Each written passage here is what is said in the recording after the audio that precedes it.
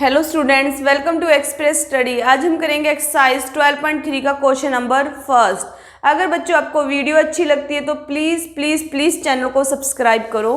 Start करते हैं 12.3 का क्वेश्चन नंबर फर्स्ट। एक बार मैं आपको बता देना चाहती हूँ कि 12.3 में आपके पास क्या है। आपके पास हमारे शेडेड रीजन निकालना होगा। एक शेप गिवन होगी, उसका कुछ पार्ट हमारे पास क्या होगा, शेडेड होगा। हमें वो शेडेड पार्ट निकालना है या अनशेडेड पार्ट, ये क्वेश्चन के ऊपर डिपेंड करता है बच्चों। वो कैसे निकालना है, आपने ये देखना है कि किस पार्ट में वो शेडेड है और कितना पार्ट उसका हमने निकालना है। सबसे पहले आप बाहर वाली शेप देखनी है, आपने क्या शेप है आपके पास। सबसे पहले बच्चे आपने जैसे यही डायग्राम था, इसमें क्या शेप है हमारे पास, सर्कल की शेप है और हमने निकालना क्या है, ये शेडेड रीजन हमने फाइंड आउट करना है। तो ये कैसे फाइंड आउट करना है, बाहर वाली शेप में से अंदर वाली शेप को माइनस कर देना तो हमारे पास शेडेड रीजन निकल आता है। देखते हैं इस क्वेश्चन में, स्टार्ट करते हैं क्वेश्चन को first. Find the area of the shaded region in the figure. हमने शेडेड रीजन फाइंड आउट करना है if P Q equal to 24 centimetre and P R equal to 7 centimetre and O is the centre of the circle.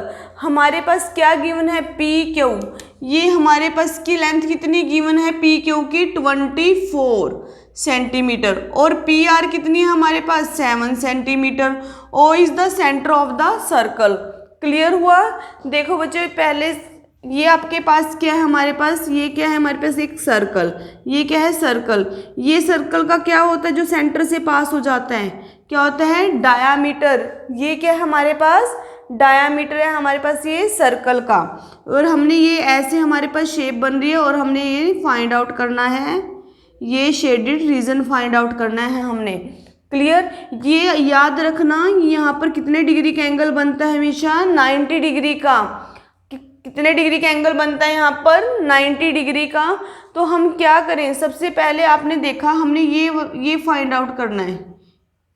इसके लिए हमें पहले क्या पता होना चाहिए, डायामीटर। क्या पता होना चाहिए सबसे पहले, डायामीटर।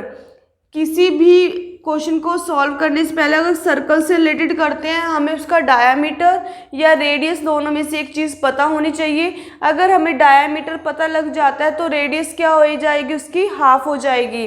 क्लियर है बच्चों आपको। और हमने ये इतना पार्ट है जो शेडेड निकालना है।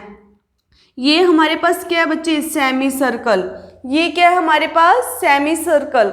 सेमी सर्कल में से अगर मैं ट्रायंगल का एरिया माइनस कर दूं तो मेरे पास क्या निकल जाएगा, शेडेड रीजन। क्लियर है आपको। हमारे पास क्या है, कितने एरिया की बात हो रही है, इस एरिया की बात हो रही है। तो इसमें से ये क्या बन रहा है मेरे पास, सेमी सर्कल। सेमी सर्कल में से क्या माइनस कर दूं, एरिया ऑफ ट्रायंगल, तो हमारे पास क्या निकल जाएगा, शेडेड रीजन। स्टार्ट करते हैं, देखो क्वेश्चन को। पी क्यू हमारे पास क्या है, 24 सेंटीमीटर। पी आर कितनी है हमारे पास, 7 सेंटीमीटर। आपको पता है राइट एंगल ट्रायंगल हो हमारे पास ऐसे, तो हम क्या लगा देते हैं, बाय पाइथागोरस। क्या लगाओगे यहाँ पर, बाय पाइथागोरस। पाइथागोरस क्या कहते हैं, हाइपोटेन्यूज का स्क्वायर। इस केस में ये हमारे पास राइट एंगल है और ये क्या है हमारे पास, हाइपोटेन्यूज। हाइपोटेन्यूज कितनी होगी आपके पास, ऊपर वाले डायग्राम से देखिए, आर क्यू। बेस कितना है आपके पास, आर पी या पी आर का स्क्वायर प्लस पी क्यू क्या है आपके पास, परपेंडिकुलर। क्लियर हुआ। हमारे पास आर क्यू इक्वल टू 7 का स्क्वायर प्लस 24 का स्क्वायर। ये आपका फॉर्मूला तभी अप्लाई हो सकता है जब हमारे पास राइट एंगल ट्रायंगल हो। ये एक एंगल कितने का हो, 90 डिग्री का। तो हमारे पास ये एंगल कितने डिग्री का था, हमारे पास ये एंगल 90 डिग्री का। तो ये क्या हो गया, हाइपोटेन्यूज, ये क्या हो गया, बेस, और ये क्या हो गया आपके पास, परपेंडिकुलर। क्लियर। तो हमने आर क्यू का स्क्वायर इक्वल टू 7 का स्क्वायर प्लस 24 का स्क्वायर। आर क्यू का स्क्वायर इक्वल टू 7 का स्क्वायर कितना होता है हमारे पास, 49। 20 का स्क्वायर कितना होता है, 576। 49 प्लस 576 कितना होगा, 625। आपने देखना 625 किसका स्क्वायर बनता है, 25 का। अगर बच्चों आपको नहीं पता चलता है तो आप एलसीएम लीजिए। 625 को 5 1 जा 5, 5 2 जा 10, 5 2 जा 10, 25, 5 5 कितने पेयर बन गए, 25 25। क्लियर हो गया आपको? तो कितना हो गया आपके पास 25।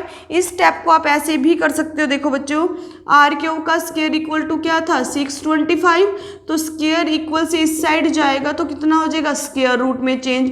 और स्क्वायर रूट को हमने कैसे 5 इंटू 5 इंटू 5 इंटू 5, और स्क्वायर रूट से बाहर जब हम डिजिट को लेते हैं तो क्या लेते हैं उसको पेयर में, पेयर बनने चाहिए, उसमें से एक एक को हम बाहर ले लेते हैं। तो ये कितना आ गया 25। ऐसे करो आप या ऐसे करो, आपके ऊपर डिपेंड है। 6625 किसका होल स्क्वायर होता है 25 का।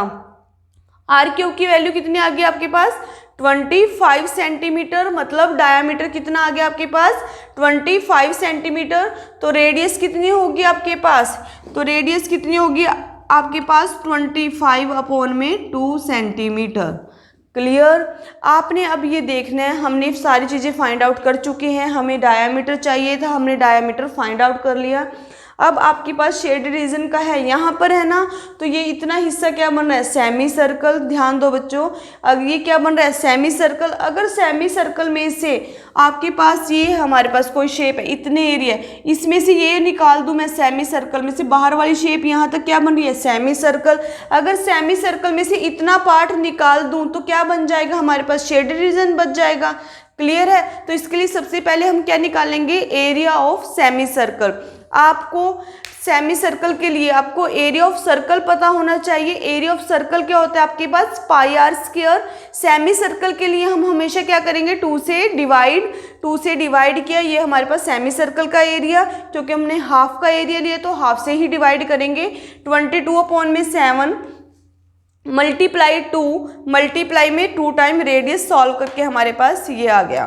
क्लियर है आपके पास? अब देखो एरिया ऑफ ट्रायंगल का निकाला। एरिया ऑफ कौन सी ट्रायंगल है राइट एंगल ट्रायंगल है, तो राइट एंगल ट्रायंगल का एरिया कैसे निकलता है 1/2 base into height. 1/2 base into height. Base कितने आपके पास 7 और हाइट कितनी है आपके पास 24, हमारे पास कितना आ गया 84। अब शेडेड रीजन कैसे निकालना है हमने, area of shaded region. Area of semi circle, बाहर वाले पार्ट में से अंदर वाला पार्ट को माइनस कीजिए। एरिया ऑफ सेमी सर्कल बाहर का पार्ट है minus area of triangle RPQ। हमने एरिया ऑफ सेमी सर्कल की वैल्यूज़ को रखा और हमने एरिया ऑफ ट्रायंगल की वैल्यू रखी और इसको एलसीएम लिया हमने, कितना है 28, और सॉल्व करके हमारे पास शेडेड रीजन आ गया। ये था आपका क्वेश्चन नंबर 1।